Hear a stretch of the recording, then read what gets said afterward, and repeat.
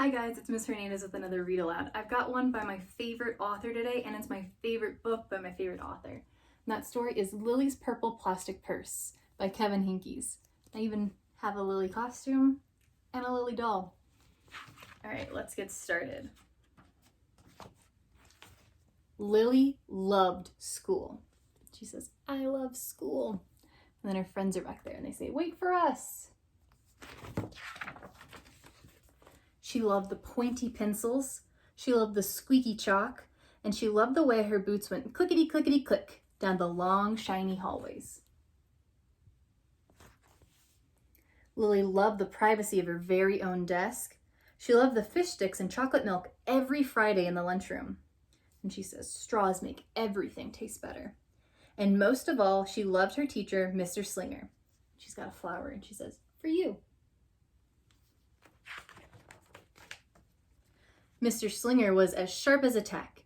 He wore artistic shirts, he wore glasses on a chain around his neck, and he wore a different colored tie for each day of the week. "Wow," said Lily. That was just about all she could say. Wow. Instead of greeting students or "Good morning, pupils," Mr. Slinger winked and said, "Howdy." He thought that desks in a row were old-fashioned and boring. Do you rodents think you can handle a semicircle? And he always provided the most tasty snacks, things that were curly and crunchy and cheesy. "I want to be a teacher when I grow up," said Lily. "Me too," said her friends Chester and Wilson and Victor. At home, Lily pretended to be Mr. Slinger. "I am the teacher," she said to her baby brother Julius. "Listen up." Lily even wanted her own set of deluxe picture encyclopedias. She says, "Teachers know everything." That's true. "What's with Lily?" asked her mother. "I thought she wanted to be a surgeon or an ambulance driver or a diva," said her father. "It must be because of her new teacher, Mr. Slinger," said her mother. "Wow," said her father. That was just about all he could say. Wow. Whenever the students had free time, they were permitted to go to the light bulb lab in the back of the classroom. They expressed their ideas creatively through drawing and writing. Lily went often. She had a lot of ideas. She drew pictures of Mr. Slinger, and she wrote stories about him too. During sharing time, Lily showed her creations to the entire class. "Wow," said Mr. Slinger. That was just about all he could say. Wow. And she says, "And at the very last second, Mr. Slinger saved the cold, starving elderly." And then her story is called Big Friendly Mr. Nice Man Teacher.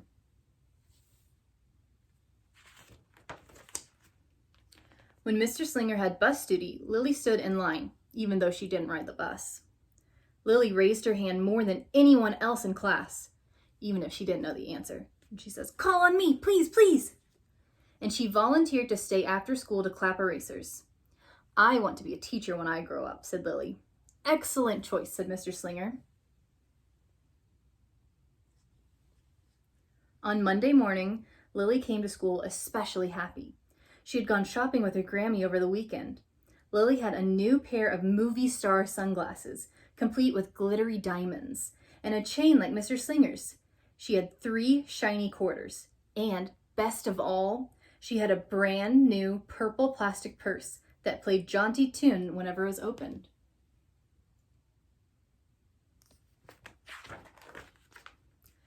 Lily wanted to show everyone. "Not now," said Mr. Slinger. "Listen to our story." Lily had a hard time listening. Even someone else is saying, "Shh." Lily really wanted to show everyone. "Not now," said Mr. Slinger. "Let's be considerate of our classmates." Lily had a hard time being considerate. Lily really wanted to show everyone. "Not now," said Mr. Slinger. "Wait until recess or sharing time."